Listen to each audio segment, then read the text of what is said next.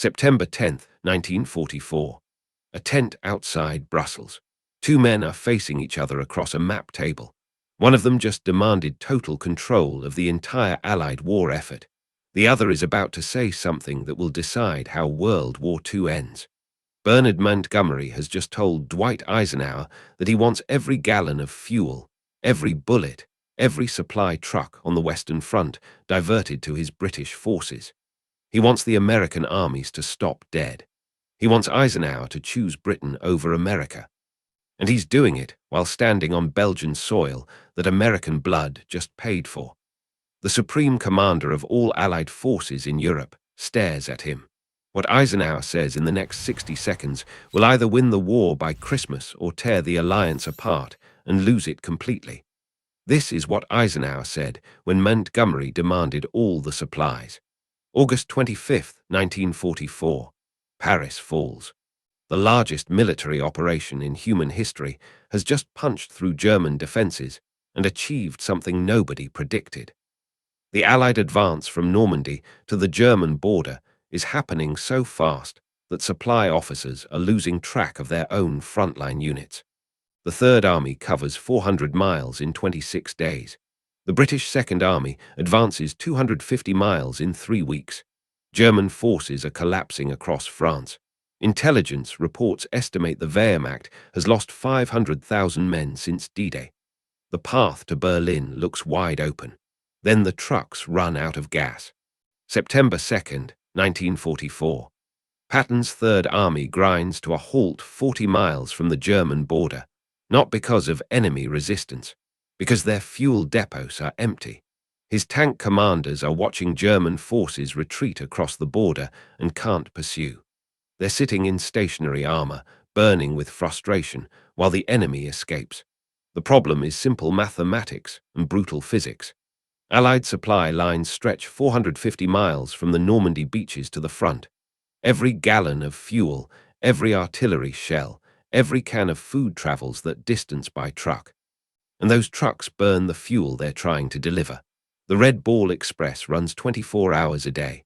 6,000 trucks, driven mostly by African-American quartermaster units, racing supplies forward on one-way highways. They're moving 12,000 tons per day. The armies need 20,000.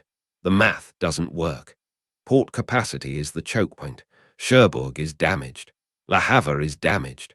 Antwerp is captured, but its approaches are still held by the Germans.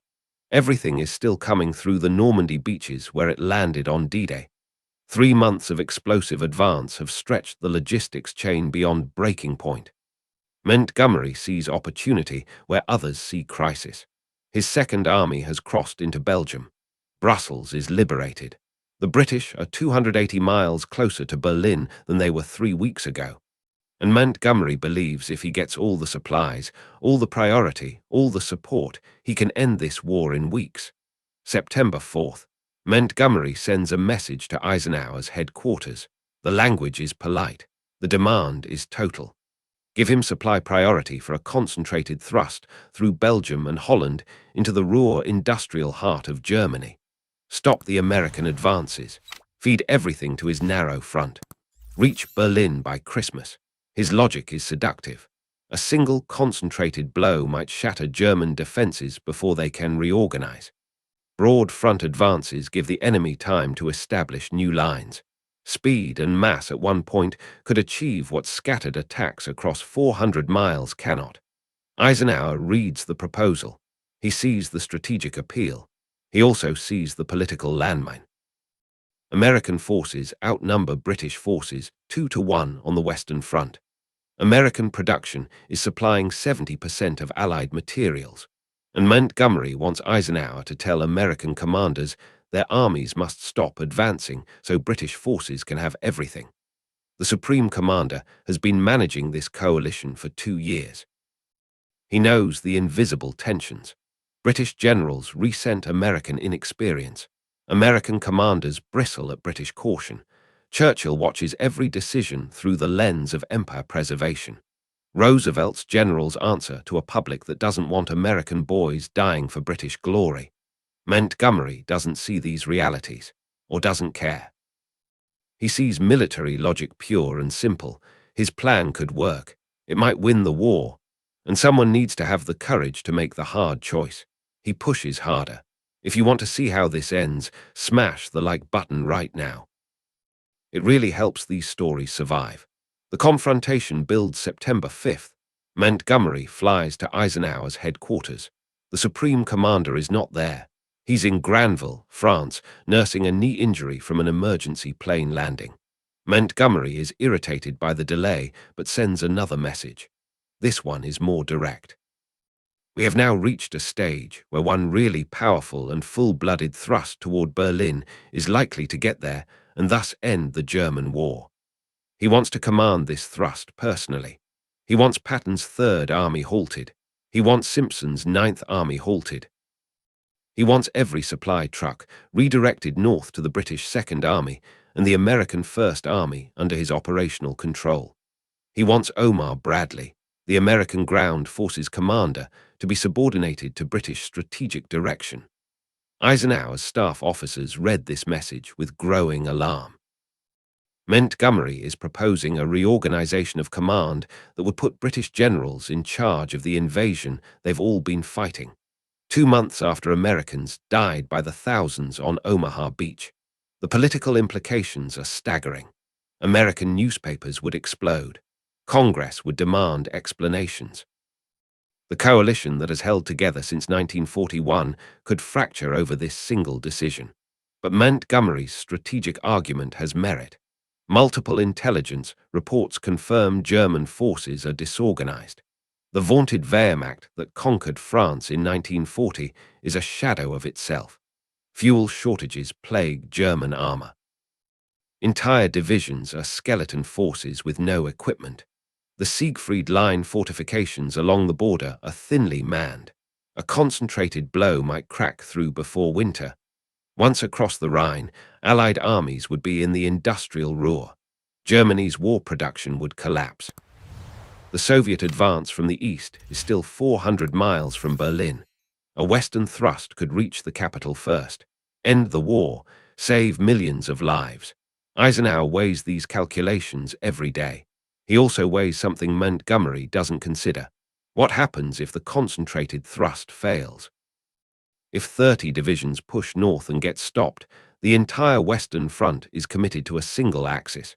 German reserves can concentrate against one threat instead of defending everywhere, and the Americans spread across France sit motionless while British forces fight alone. September 10th. Montgomery demands a face-to-face meeting. Eisenhower agrees. They meet at Brussels airport. Eisenhower's knee is still bothering him. He stays in his aircraft. Montgomery comes aboard. The conversation starts professionally. Maps are spread across the small table. Montgomery outlines his plan with precision. He needs absolute priority, not shared priority, not some supplies, everything. His tone carries the assumption that Eisenhower will see reason. The Supreme Commander listens. His face reveals nothing. Montgomery is one of Britain's most successful commanders. He defeated Rommel at El Alamein when Britain desperately needed victory. He planned the D-Day ground campaign. His forces fought hard through Normandy. Eisenhower respects his record, but respect doesn't mean agreement. Montgomery finishes his presentation. He waits for approval. Instead, Eisenhower starts talking about the broad front strategy. The Supreme Commander believes that attacking on multiple axes prevents German concentration, forces the enemy to defend everywhere, protects the alliance by ensuring all national contingents advance together. Montgomery interrupts. He's done with patience. He tells Eisenhower the broad front is militarily unsound, that it wastes the momentum won at such terrible cost in Normandy, that political considerations should not override military necessity, that someone must make the hard choice. The words hang in the small aircraft cabin. Military necessity, hard choice. Someone must decide. Montgomery has just told the Supreme Commander of Allied forces that he lacks the courage to make difficult decisions, that he's letting politics override strategy, that he's prolonging the war. The breaking point, Eisenhower's expression changes. People who served under him rarely saw him angry. He governed by patience, by consensus building, by keeping the fractious alliance together through personal relationships and careful diplomacy. His entire command style was built on making British and American commanders feel heard. Montgomery has just questioned all of it. The Supreme Commander leans forward. His voice stays level, but everyone in the aircraft feels the temperature drop. He tells Montgomery that the supply situation is temporary, that Antwerp's opening will solve the logistics crisis, that no single thrust will receive priority at the expense of all others. The broad front strategy is not up for debate. Montgomery pushes back. He argues the opportunity is now, that waiting for Antwerp means waiting weeks while German defenses solidify, that concentrated force beats dispersed advance every time in military history. His tactical logic is sound, his strategic vision is clear, and Eisenhower has had enough. "Steady, Monty," Eisenhower says. "You can't talk to me like that. I'm your boss." 6 words. Spoken quietly in a military transport plane in Belgium. The Supreme Commander has just reminded Britain's most senior field commander that there is a chain of command, and it runs through one person. The moment crystallizes everything about this alliance. Britain entered this war in 1939. Fought alone for a year after France fell, lost 60,000 civilians to German bombing, contributed planning, intelligence, and experience that made D-Day possible. And now an American general with less combat experience than Montgomery is telling him no. But military rank is absolute. Eisenhower commands, Montgomery doesn't. The organizational chart is clear even when the personalities clash. Montgomery absorbs the rebuke. He shifts tactics. Instead of demanding everything, he proposes Operation Market Garden, a bold airborne assault to seize bridges across Holland's rivers and canals, open a corridor for ground forces to punch through to the Ruhr. Not quite the full thrust he wanted, but close enough. Eisenhower considers this. It's ambitious. It involves dropping 3 airborne divisions 60 miles behind enemy lines. They'll have to hold multiple bridges until ground forces can relieve them. The plan requires precise coordination, perfect timing, and enough supplies to support the operation while maintaining pressure elsewhere. The Supreme Commander agrees. Market Garden gets priority. Montgomery will receive additional supplies, including American airborne divisions. But Patton's Third Army keeps advancing in the south. Bradley's forces continue operations in their sectors. The broad front continues. Montgomery accepts this compromise. He believes once Market Garden succeeds, once British armor crosses the Rhine and threatens the Ruhr, Eisenhower will have to shift everything north. This is the breakthrough that proves concentrated thrust doctrine.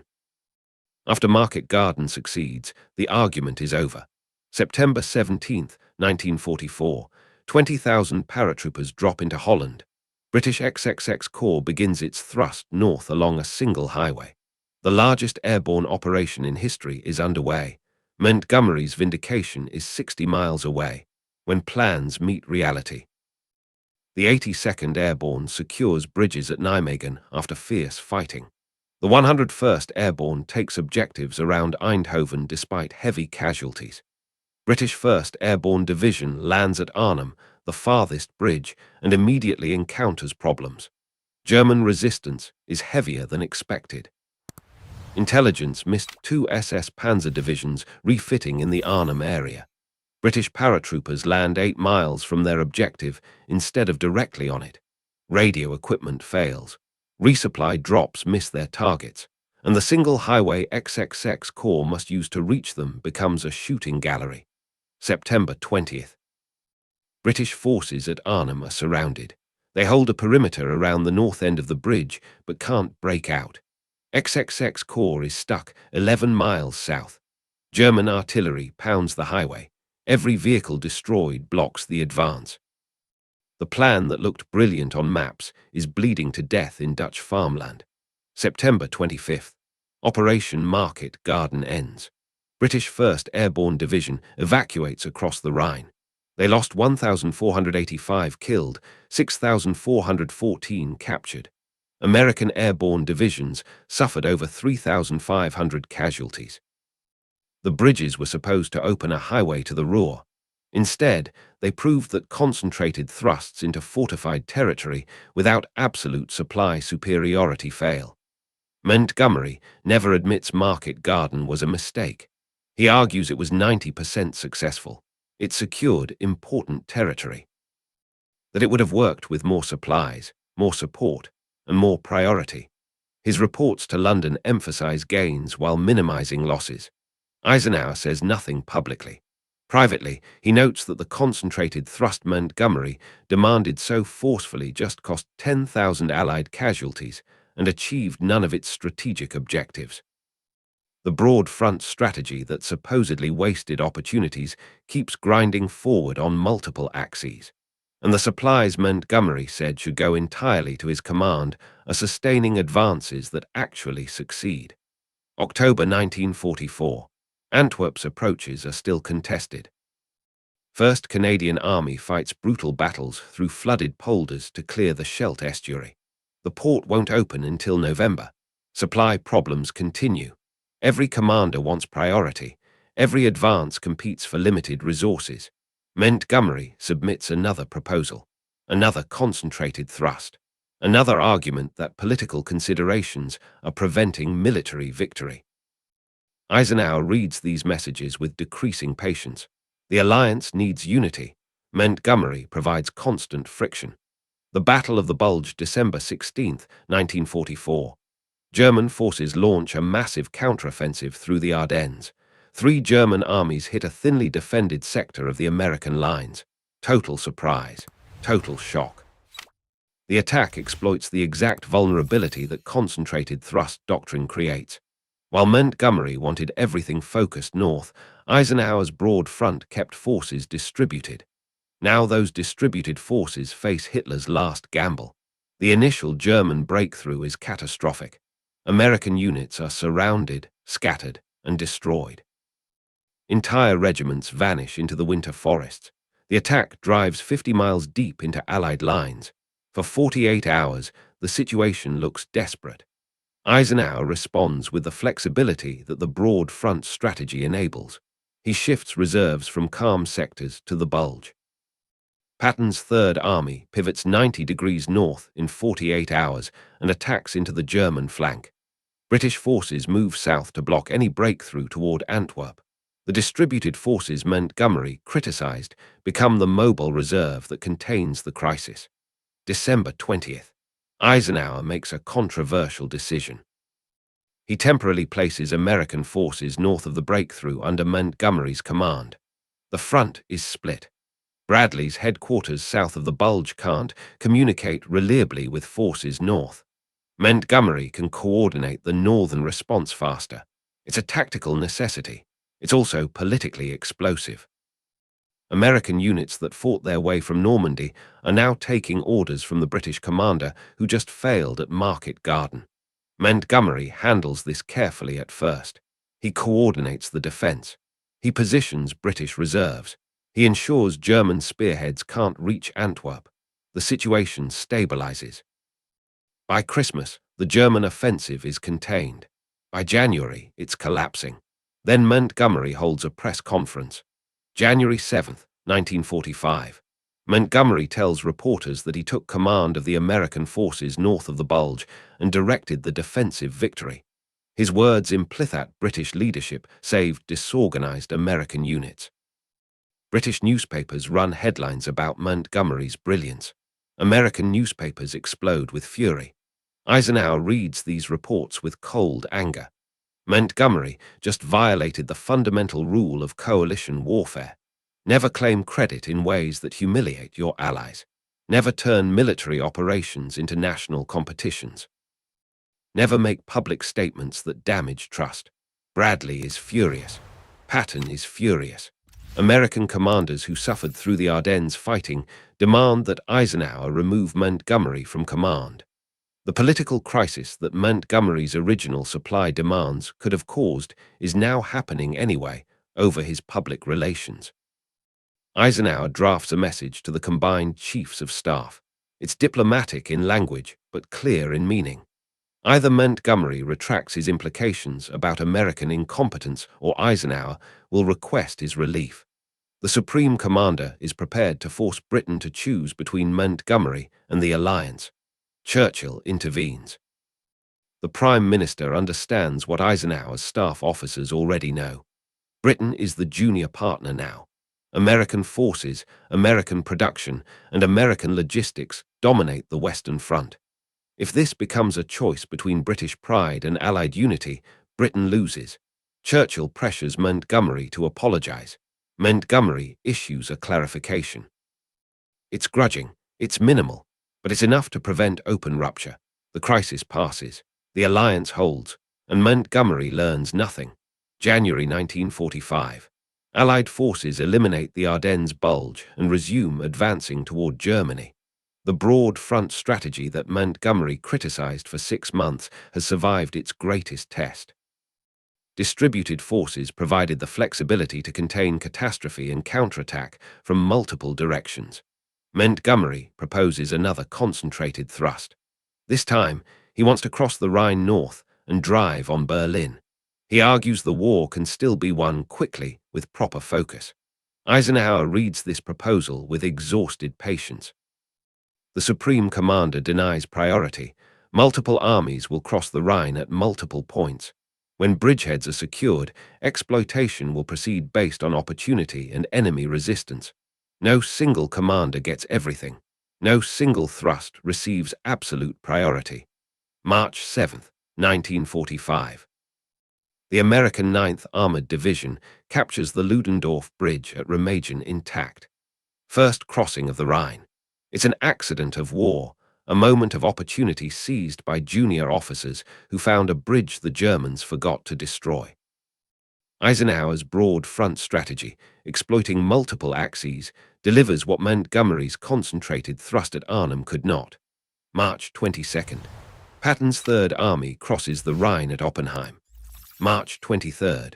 Montgomery's forces crossed at Wessel after massive preparation, including the largest airborne operation since Market Garden.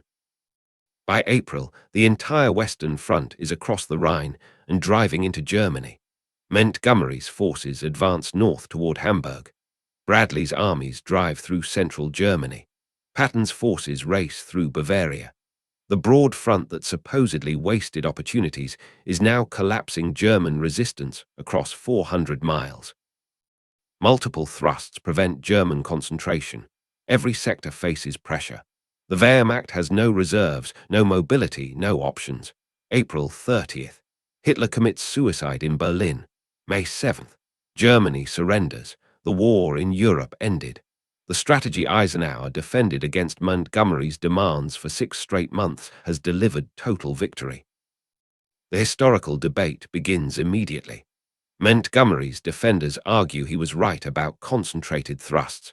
That Market Garden could have worked with more supplies. Political considerations prevented a faster victory. They point to September 1944 as a missed opportunity when momentum might have carried through to Berlin. Eisenhower's supporters note that every concentrated operation Montgomery led ended in setbacks or failure. That broad front strategy maintained alliance cohesion while grinding down German forces.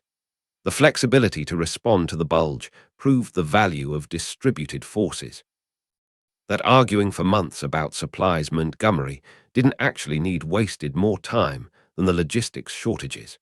The primary sources tell a clearer story. Ultra-intercepts of German communications show the Wehrmacht was more resilient than Allied intelligence estimated in September 1944. German commanders expected concentrated thrusts and prepared reserves to counter them. The broad front forced constant retreat because defending everywhere meant defending nowhere effectively. Supply records show Montgomery's forces received substantial priority for Market Garden, and it failed anyway. Not because of supplies, but because 3 airborne divisions can't hold a 60-mile corridor against determined armored counterattacks. The operational concept was flawed. Weather records show the autumn and winter of 1944 brought heavy rains that would have stopped concentrated armored advances regardless of supply priority.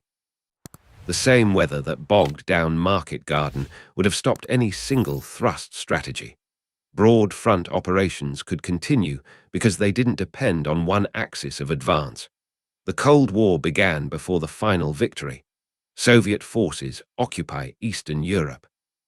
Churchill pushes Eisenhower to race for Berlin ahead of the Soviets. Eisenhower refuses. Berlin is in the agreed Soviet occupation zone. Racing for political objectives means more casualties for symbolic gains. The broad front strategy carries through to the end based on military logi, see not political theatre. Montgomery never concedes that his concentrated thrust doctrine was wrong. His memoirs criticize Eisenhower's caution. His lectures after the war promote single-axis strategy. He remains convinced that September 1944 was the great missed opportunity. Eisenhower never publicly criticized Montgomery's repeated demands. His memoirs are diplomatic. His private letters to Marshall reveal frustration, but also understanding. Managing the alliance required accepting friction. Montgomery's tactical skill outweighed his strategic inflexibility and political tone deafness. The numbers make the case. Allied casualties for the Northwest Europe campaign from D-Day to German surrender total approximately 766,000. German casualties exceed 2 million. The broad front strategy that Montgomery fought for 6 months ground down German forces across every sector while maintaining coalition unity and operational flexibility. Concentrated thrust doctrine looks elegant on maps. It promises decisive victory through overwhelming force at a single point. It appeals to commanders who want to be remembered for brilliant maneuvers, and it fails when enemy resistance is stronger than expected, when supplies can't keep up with exploitation, when weather or terrain disrupts the timetable.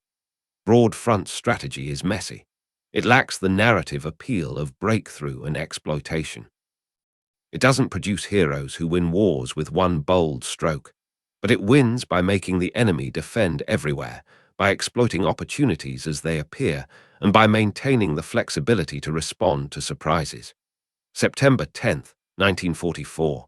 That meeting in Brussels. Montgomery demanded all the supplies for his concentrated thrust. Eisenhower said no. That decision prevented a political crisis that could have fractured the alliance.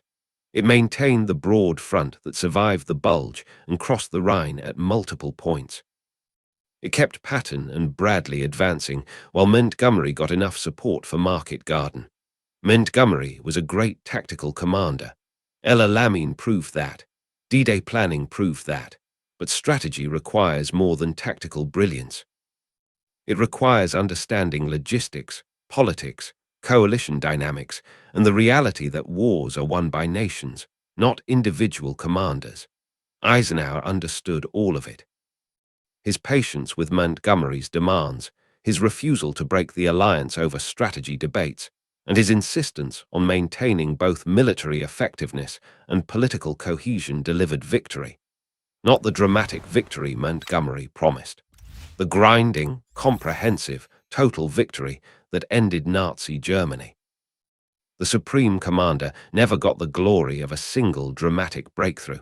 He got something better. He kept the alliance together through 2 years of constant friction. He balanced American confidence with British experience. He absorbed criticism from subordinates who thought they could do his job better. And he made the decisions that won the war. What Eisenhower said when Montgomery demanded all the supplies was simple. "Steady, Monty. You can't talk to me like that. I'm your boss." 6 words that define the relationship between coalition politics and military strategy. Montgomery wanted to be the general who won World War II with a single bold thrust. Eisenhower understood that winning required keeping the alliance together, maintaining operational flexibility, and grinding down the enemy across every sector until collapse was inevitable. History proved Eisenhower right.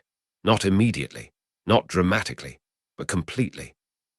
The broad front strategy he defended against 6 months of pressure from Britain's most famous field commander delivered total victory. The concentrated thrust Montgomery demanded failed at Market Garden and would have failed in September for the same reasons: supplies, weather, German resistance, and operational complexity. The Great What If of World War II isn't what might have happened if Montgomery got his concentrated thrust. The evidence is clear. It would have failed like Market Garden failed. The Great What If is what would have happened if Eisenhower had broken the alliance to give Montgomery what he demanded. American public opinion would have turned against the European war. Churchill's government would have faced criticism for subordinating American forces to British command. The unity that sustained the alliance through disagreements and setbacks would have fractured, and Germany, even in collapse, might have found breathing space in Allied disunity. Eisenhower prevented that, not with a dramatic confrontation, not by relieving Montgomery or making threats, but by being absolutely clear about who commanded and what strategy would be followed. Steady, Monty. You can't talk to me like that. I'm your boss. Leadership in coalition warfare requires patience, diplomacy, and the willingness to absorb criticism from subordinates who believe they know better. It also requires the steel to say no when a compromise would sacrifice strategic coherence or political unity. Eisenhower balanced all of it for 2 years. That balance won the war. Montgomery demanded supplies because he believed a concentrated force wins wars. Eisenhower denied supplies because he knew coalitions win wars. Both were military professionals arguing their strategic doctrines based on professional judgment. Only one understood that World War II wasn't a tactical problem to be solved with operational brilliance. It was a political military challenge that required keeping America, Britain, and all Allied nations committed to total victory. What Eisenhower said was more than a rebuke to one difficult subordinate. It was a statement about how democracies fight wars, not through autocratic brilliance, not through individual genius, but through coalition strength, coordinated effort, and the patience to grind down enemies who can't match industrial production or sustained operational pressure. The story of that confrontation in Brussels is significant because it reveals the invisible tensions that shaped the outcome of World War II. Military operations that everyone celebrates happened because of political military decisions. Nobody notices that sustained the alliance that made those operations possible. Bernard Montgomery was a brilliant tactical commander who never understood strategy. Dwight Eisenhower was a decent tactical commander who mastered strategy. In September 1944, when Montgomery demanded all the supplies, and Eisenhower said no, the Supreme Commander made the decision that led to total victory 8 months later. Where are you watching from? And here's what I want to know. If you had been in Eisenhower's position, facing pressure from a more experienced British commander who had a plan that might work, would you have given Montgomery what he demanded, or would you have made the same call Eisenhower made? Let me know in the comments. Because of you, Eisenhower's steady leadership, and the millions who served under his command in the greatest military coalition in history, will never be forgotten.